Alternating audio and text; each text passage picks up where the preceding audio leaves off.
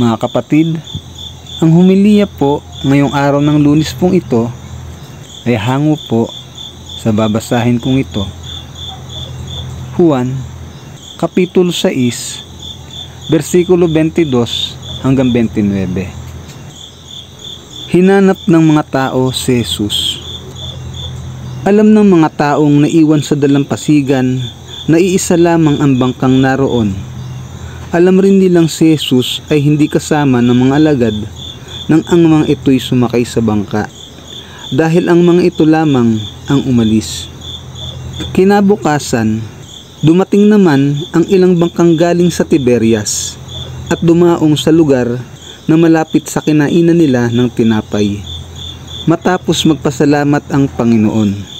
Kaya't nang makita nilang wala na roon si Jesus ni ang kanyang mga alagad, sila'y sumakay sa mga bangka at pumunta sa Capernaum upang hanapin si Jesus. Si Jesus ang tinapay na nagbibigay buhay. Nang makita nila si Jesus sa ibayo ng lawa, siya'y tinanong nila, "Guro, kailan pa kayo rito?" Sumagot si Jesus, "Pakatandaan ninyo, hinahanap ninyo ako hindi dahil sa mga himalang nakita ninyo, kundi dahil nakakain kayo ng tinapay at nabusog.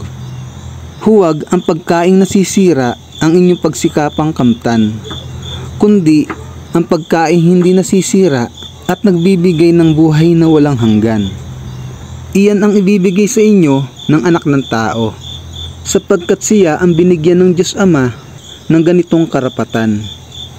Kaya't siya'y tinanong nila, "Ano po ang dapat naming gawin upang aming matupad ang ipinapagawa ng Diyos?" "Ito ang ipinapagawa sa inyo ng Diyos. Sumampalataya kayo sa sinugo niya," tugon ni Jesus. Ang mabuting balita ng Panginoon. Pinupuri ka namin, Panginoong Hesukristo.